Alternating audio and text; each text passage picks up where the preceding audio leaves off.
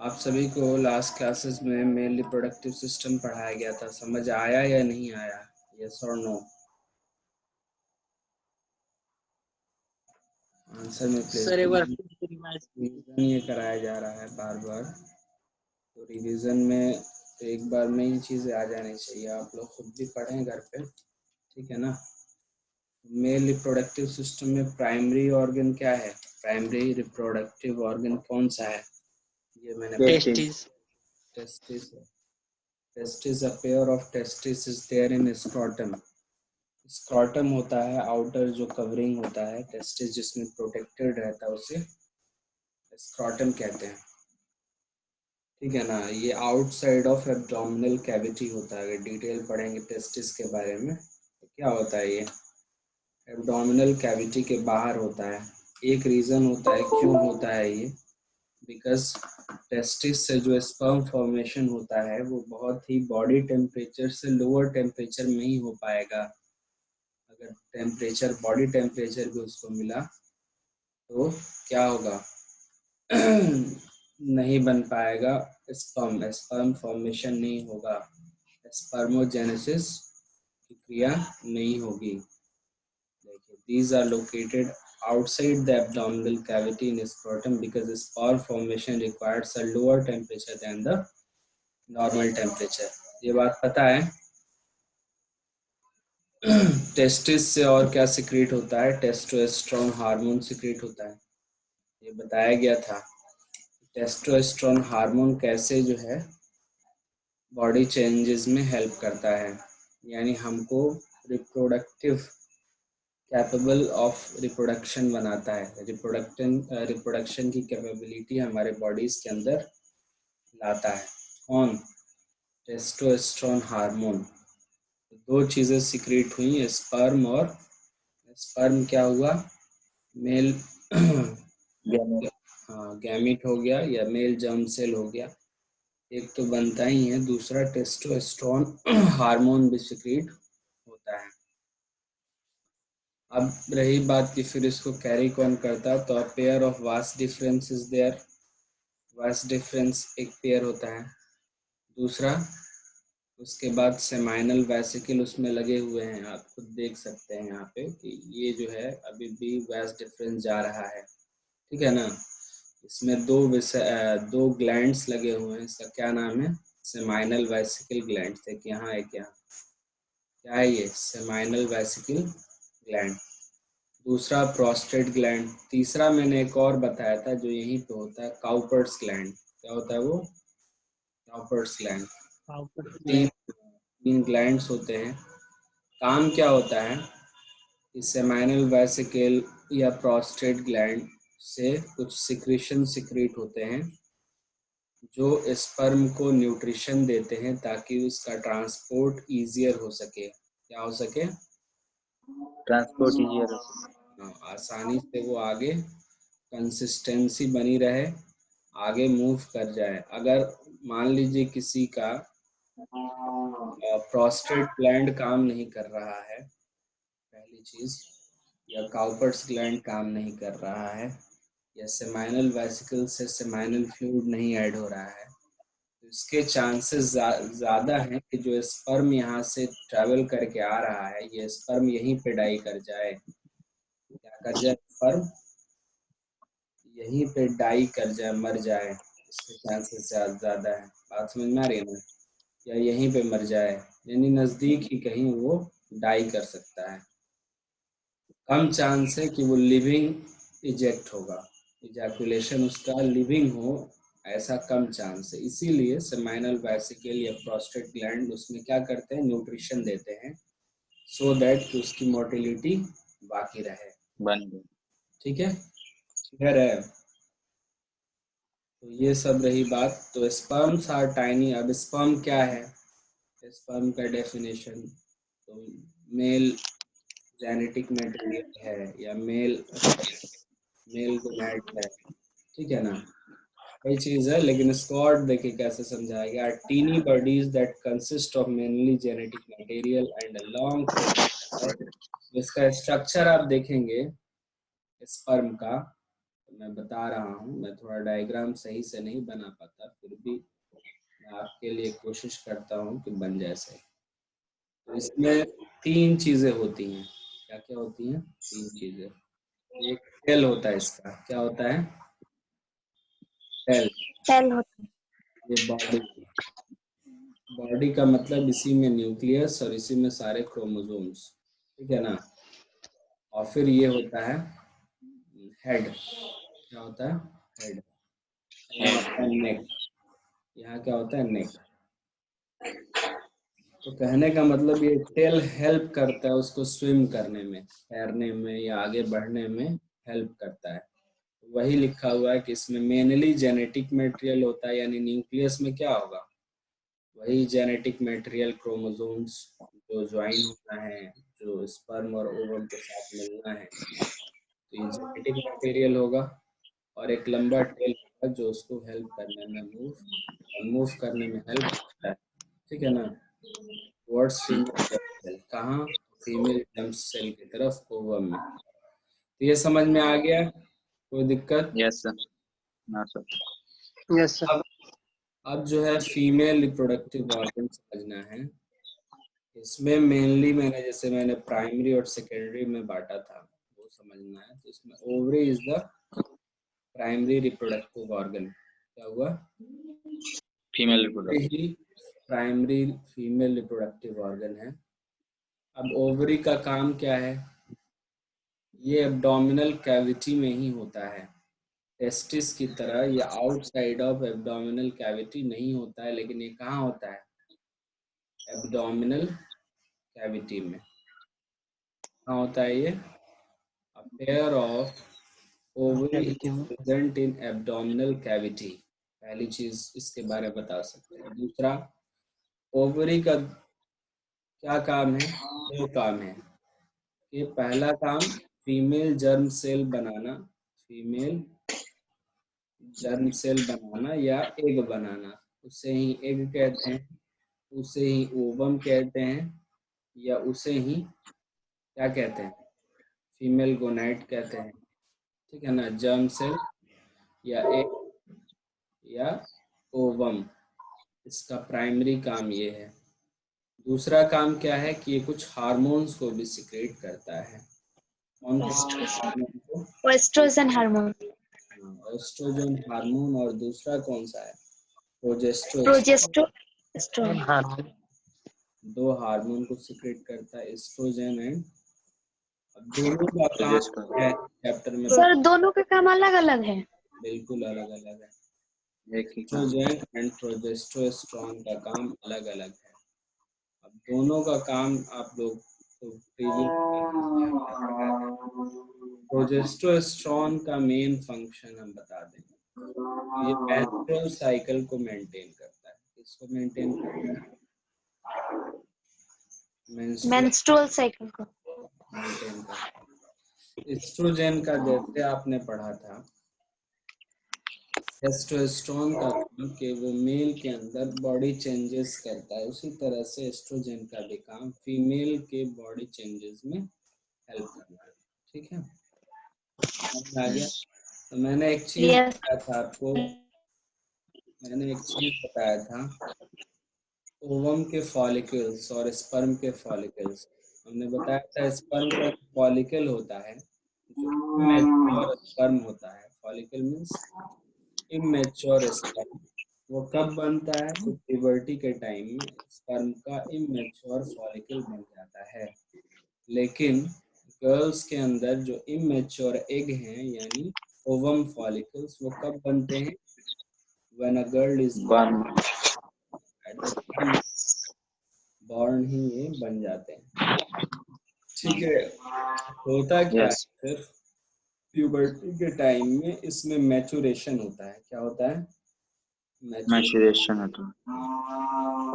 One is अब दूसरा काम क्या है कि one egg is produced every month by one of the ovaries. हर महीने, हर महीने एक एग बनता ही बनता है। हर महीने एक एक बनता ही है। हाँ, प्यूबर्टी को जब फीमेल आ जाती हैं तो हर महीने एक एक जरूर बनता है। ये सब फैक्ट से ही याद कर लेना है और इसी फैक्ट के बेसिस पे आगे के फेनोमेना हैं। पहला फैक्ट क्या है कि सारे ओवरीज के फॉलिक्यूल्स कब बनते हैं? Eight the time of ovum follicle कब बने?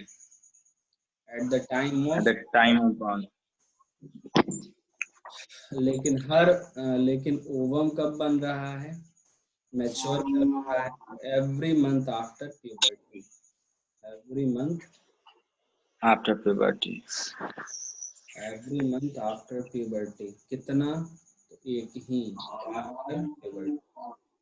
इसमें भी क्या है, जहाँ स्पर्म जो है मिलियंस में बनते हैं, वहाँ ओवम कितना बनता है भाई? 1। ये भी फैक्ट याद रखना है। बात समझ में आ रही है? स्पर्म कब बनता है तो थाउजेंड्स लैक्स में बनेंगे, लेकिन ओवम का क्या है? एक ही बनेगा।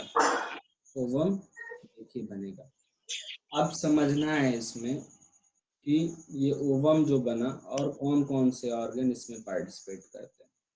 ओवम बन गया, हमने बताया था जिस तरह से इसको कैरी करने के लिए वास्ट डिफरेंस है। इसको कैरी करने के लिए क्या है? Vast difference. स्पर्म को कैरी करने के लिए वास्ट डिफरेंस है। ओवरी से ओवम को कैरी करने के लिए ओविडक्ट या फैलोपियन ट्यूब है। Fallopian tube.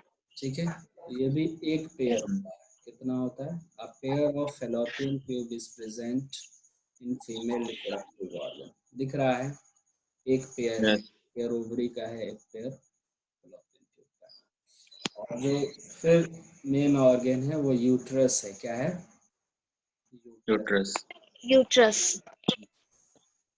यूट्रस को ही दूसरे लैंग्वेज में वुम्ब कहा जाता है। क्या कहा जाता है? वुम्ब। ठीक है, और फिर सर्विक्स और फिर वेजाइना। तो ये एसेसरी ग्लैंड ऑर्गन है, लेकिन प्राइमरी समझ में आ गया कौन है? ओवरीज है। ठीक है ना? अब इसके बाद क्या है? हर मंथ में एक एग बनता है और एग जो है कौन कैरी करता है? Fallopian Fallopian. ट्यूब या ओविडक्ट कैरी करता है। कहाँ लेके जाता है? वूम्ब या यूट्रस को लेके जाता है, देता है। The two oviducts unite to an elastic bag like structure known as uterus. ठीक है ना? फिर उसी को यूट्रस कहा जा रहा है। Uterus open into vagina through cervix. Cervix को ही बर्थ कैनाल कहा जाता है। दूसरे टर्म में सर्विक्स को ही क्या कहा जाता है? Birth canal. Birth canal. Birth canal कहा जाता है। समझ में आ गया? Yes. अब जो है fertilization, yes sir. The egg is carried, तो ये हो गया फेनोमेनन इसका। अब फर्टिलाइजेशन कैसे होता है? At the time of sexual intercourse sperms enter through vaginal passage. Vaginal passage के थ्रू स्पर्म एंटर करेगा। और फर्टिलाइजेशन, अगर क्वेश्चन आता है ये कि where does fertilization takes place, ये सबसे कंफ्यूजिंग क्वेश्चन है। तो फर्टिलाइजेशन कहाँ होता है? तो fertilization always takes place in oviduct. Fertilization कहाँ होता है? ओविडक्ट। ओवम जो आया ये यहाँ पे स्टे करता है 24 आवर्स के लिए। कितने देर के लिए? या 48 आवर्स के लिए। 48 आवर्स के लिए क्या करता है? यहाँ स्टे करता है, रुकता है। कौन? ओवम। सिंगल सेल, एक सेल बड़ा सा। और स्पर्म यहाँ 1000 और लैक्स ऑफ स्पर्म एंटर किया। ठीक है ना? होता क्या है? Due to immaturity in sperm, due to immaturity in sperm, the lack of nutrition, उसमें से हजारों रास्ते में ही शहीद हो जाते हैं। ठीक है ना? Due to lack of nutrition या due to lack of motility, यहाँ रास्ते में ही क्या होते हैं? हजारों शहीद हो जाते हैं। बहुत कम का मतलब 100, 150, 500, 1000 भी होते हैं यहाँ। और सिर्फ एक स्टेप ही करता है। कितना? बात नहीं जी, कितना स्पर्म फर्टिलाइज करता है? एक। संघर्ष कितने किया? 500,000 तक संघर्ष करते हैं।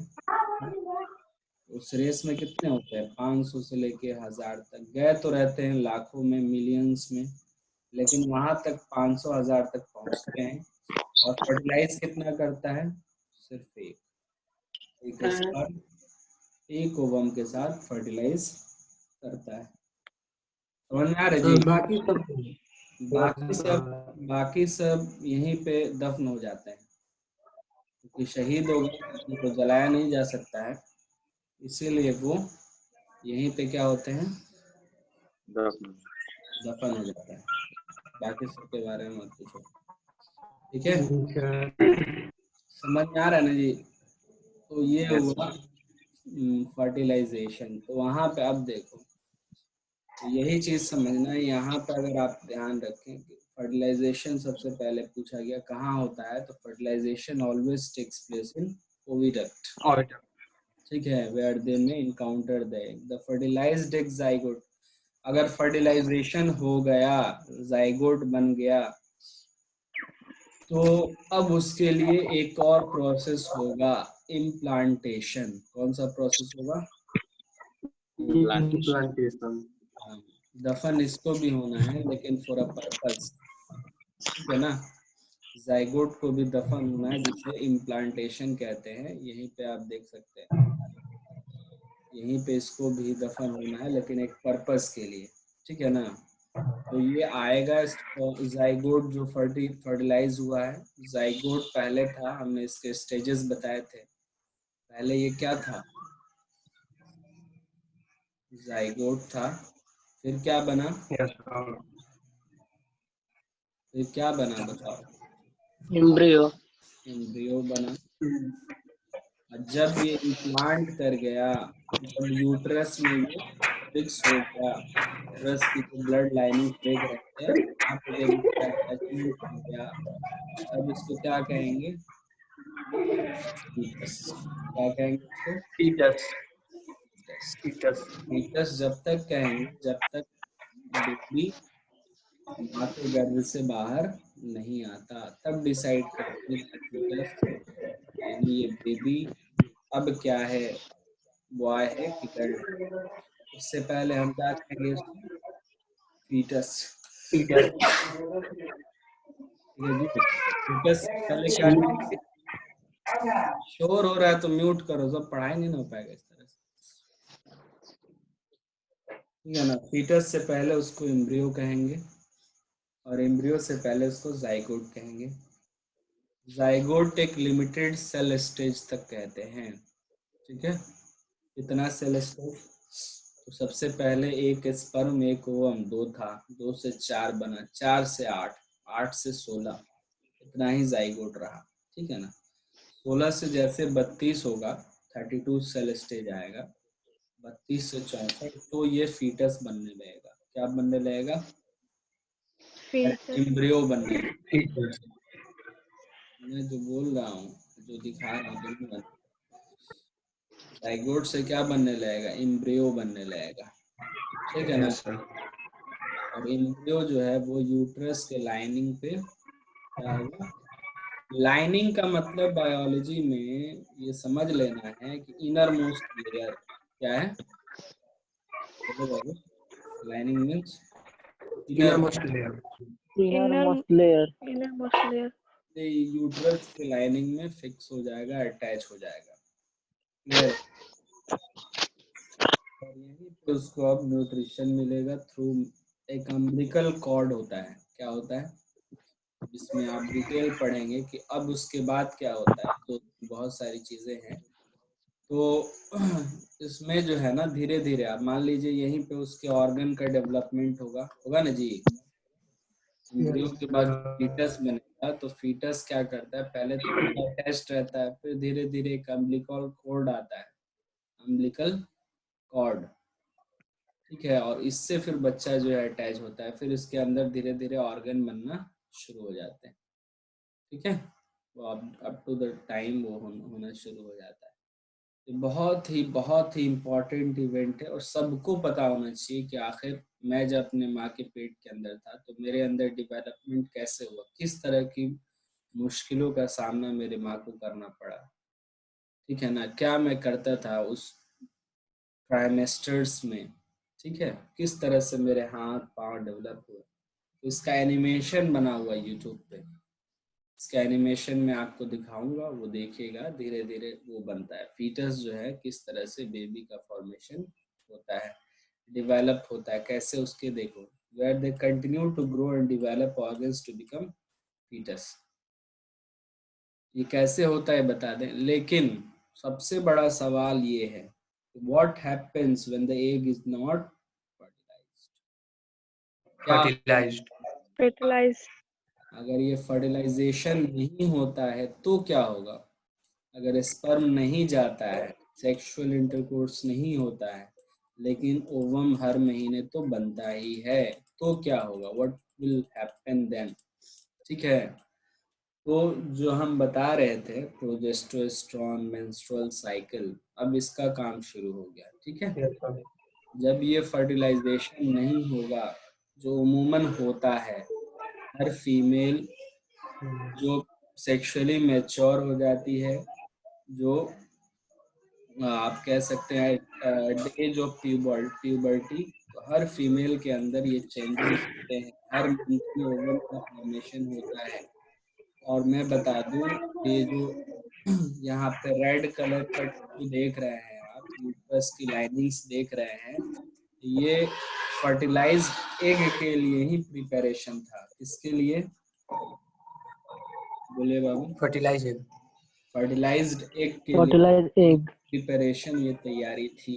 लेकिन अगरचे फर्टिलाइजेशन नहीं हुआ तो ये ब्लड की लाइनिंग्स है, कैसी लाइनिंग है, आउटर मोस्ट कवर किस चीज से, Blood की lining. blood lining, ज्यादातर इसमें ब्लड कैपिलरीज क्या है। Capillaries भी है, yes, sir. तो अगर ये फर्टिलाइजेशन नहीं हुआ तो ये ब्लड लाइनिंग्स रप्चर हो जाती है, क्या हो जाती है, Rupture. Break करते हैं. ब्रेकअप, और ये इनका फ्लो होने लगता है। ये क्या होने लगता है, फ्लो, क्या Flow. कहते हैं, मेंस्ट्रुअल फ्लो, Bleeding का ब्लीडिंग या मेंस्ट्रुअल फ्लो कहते हैं। cycle. देखो हर चीज का ना दो नाम होता है, कॉमन नेम जो इंसान खुद लेता है और एक साइंटिफिक नेम जो हम लोग किताबों में पढ़ते हैं, ठीक है। तो यहाँ आप लोग साइंटिफिक नेम ही याद रखेंगे, ठीक है। तो ये जो फ्लो होता है इसे क्या कहते हैं, menstrual Cycle. Flow, menstrual flow.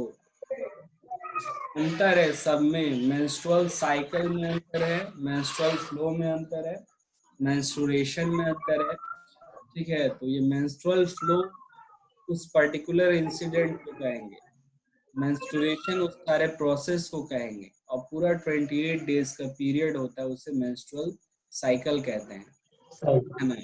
Yes, sir. तो अब यही बात यहाँ कही गई कि अगर एग फर्टिलाइज नहीं हुआ तो एक दिन के बाद से it lives for about 1 day, मैं बताया था ना 24 to 48 आवर्स वहाँ पे ओविडक्ट में एग रहता है। और क्या होता है फिर, since the ovary releases one egg every month, the uterus also prepares itself every month to receive the fertilized egg. Uterus हमेशा क्या करता है कि अपने आप को प्रिपेयर करता है फर्टिलाइज एग रिसीव करने के लिए। Thus its linings become thick and spongy. This would be required for nourishing the embryo. तो ये होता क्यों है, क्योंकि वो ब्लड कैपिलरीज नरिशिंग करेंगी, यानी नॉरिशमेंट प्रोवाइड करेंगी उस एम्ब्रियो को अगर फर्टिलाइजेशन हो जाता है। लेकिन चूंकि नहीं हुआ, this lining is not needed any longer, अब इस ब्लड लाइनिंग की जरूरत नहीं है। So the lining slowly breaks and comes out through the vagina as blood and mucus. Blood और म्यूकस के साथ ये क्या होता है कि बाहर आ जाता है। दिस साइकिल टेक्स प्लेस रफली every month and is known as menstruation. और ये साइकिल चूंकि हर मंथ होता है तो दिस प्रोसेस इज कॉल्ड, क्या होता है, menstruation. And Yes, it usually last for about 2 to 8 days। और इसमें बात ये है बाबू ये एक टाइम में वन टाइम ये पूरा ये मेंस्ट्रुअल फ्लो नहीं होता है, रुक रुक के होता है, थोड़ा थोड़ा होता है। कब तक समय लगेगा? 2 से लेके 8 दिन तक। 2 to बोलो 2 to 8 8 days. days। हाँ, और 8 days. 2 to 8 days को पीरियड्स कहते हैं। क्या कहते हैं? पीरियड्स। समझ में आ रहा है? दिस इज वेरी इजी, और इसमें कोई शर्म यस की सर। बात नहीं, ये सबको पता होना चाहिए। ठीक है, और इसी को ही तो कहते हैं, इसमें एक टॉपिक है जो आपको पढ़ना है, सेक्सुअल इंफॉर्मेशन होता है। अब इसमें एक टॉपिक और है, रिप्रोडक्टिव हेल्थ। क्या है? Reproductive health. तो रिप्रोडक्टिव हेल्थ में ये बताया गया है कि ये अवेयरनेस हमें सबको फैलाना चाहिए। पता है कि इस लैक ऑफ अवेयरनेस के कारण, लैक ऑफ अवेयरनेस के कारण पॉपुलेशन, बीमारियां, एसटीडीज, एचआईवी, एड्स जैसी प्रॉब्लम हमारे समाज में बहुत ज्यादा है। बात समझ में आ रही है ना? Lack yes of sir. Awareness के कारण क्या क्या ज्यादा है? तो सबसे पहले कि नोइंगली या अननोइंगली, जानकारी रहते हुए भी या ना जानकारी रहते हुए भी, mother start getting pregnant, mother start getting having babies. ठीक है ना जानकारी रहते हुए ज्यादा। एक चीज ये हुआ। दूसरा क्या होता है उसके वजह से, चूंकि बच्चा चाहिए नहीं होता है और हमें जानकारी रहती नहीं है कि फिर क्या करें, हम क्या करने लगते हैं कि बच्चे का फिर भ्रूण हत्या कहते हैं उसको। इंग्लिश में क्या कहते हैं पता है आपको? भ्रूण हत्या। Yes female foeticide. Female foeticide, एक स्पेसिफिक फीमेल का अगर भ्रूण हत्या हुआ तो, लेकिन फिटिसाइड कहते हैं। तो दोनों चीज होता है समाज में बाबू। क्या क्या होता है? एक तो फिटिसाइड भी होता है कि अननोइंगली क्या हो गया, प्रेगनेंसी हो गई, या बच्चा डेवलप होने लगा, जानकारी बाद में हुई, तो लोग क्या करते हैं उसको भ्रूण हत्या करा देते हैं। और ये जान के कि ये फीमेल है, वो जान के स्पेसिफिक कराना, पर्पसफुल कराना, तो उसे तो फीमेल फिटिसाइड कहते हैं। ठीक है, तो ये हुआ। तीसरा, ये एड्स जैसे किसी अननोन से, किसी फ्रेंड से अगर हम इस तरह के एक्टिविटीज में पार्टिसिपेट होते हैं, एड्स और एचआईवी जैसी बीमारियां जिसका कोई इलाज नहीं है वो शुरू हो जाती है। बात समझ में आ रहा है ना? ये भी इसमें लिखा हुआ है। तो इसी के लिए ये रिप्रोडक्टिव हेल्थ लिखा है। क्या लिखा है? ये रिप्रोडक्टिव हेल्थ, कि किस तरह से हम सेक्सुअली मैच्योर हों, अवेयर हों, और किस तरह से अनवांटेड प्रेगनेंसी को रोका जाए, अनवांटेड किसी तरह के रिलेशन को रोका जाए, अनवांटेड बीमारियों को रोका जाए। हम नहीं चाहते हैं कि हमें बड़ी गंभीर बुरी जानलेवा बीमारी हो, तो हम नहीं चाहते हैं, तो फिर उसको किस तरह से बचा जाए, ये सब चीज है इसमें। ठीक है, अभी और भी आप जब पढ़ेंगे इसके डिटेल्स में, तो इसी के डिटेल में है कि फीमेल टू मेल रेशियो हमारे देश का इसी वजह से खराब होता है, फीमेल फिटिसाइड के वजह से। ठीक है, जो बाद में जाके एक लीडिंग प्रॉब्लम हो जाएगा, ये भी एक प्रॉब्लम हो जाता है। तो कई तरह की सिचुएशन पैदा होती है। तो इसीलिए देखिए, there can be pressure from government agencies to avoiding having children. तो ये अब हम कल बताएंगे, we don't have much time. ये बताया जा चुका है ऑलरेडी, आप लोग इसको पढ़े। Okay sir. देखिए, child sex ratio is declining female foeticide की वजह से, ये सब चीजें इसमें है टॉपिक में, लेकिन एक सिस्टमेटिकली कल इसको बताया जाएगा। आप इसको पढ़ें अच्छे से, ठीक है? फिर जो है सिलेबस में देख लेंगे, इससे ज्यादा या इससे कम कुछ होगा तो वो बताया जाएगा। प्लासेंटा किसे कहते हैं बताओ तो? प्लासेंटा छूट गया। प्लासेंटा बताया ना? सर बताए थे सर, नहीं जुड़ता है मतलब याद नहीं आ रहा है सब। बेबी जो है मदर के वूम में मदर के हाँ। ब्लड के हेल्प से जो न्यूट्रिशन लेती है वो उस स्पेशल टिश्यू को प्लासेंटा कहते हैं, जिस अटैचमेंट से हम यूट्रस में एम्ब्रियो जो है अटैच्ड रहता है, ठीक है ना, टिश्यू से, उसे प्लासेंटा कहते हैं। ठीक है, तो ये पता होना चाहिए। और किसी को कोई doubt? If you have any doubt you may ask me. चलिए इसको पढ़ लीजिए और फिर कोई दिक्कत होगी तो आगे बताया जाएगा। Thank you and have a nice day.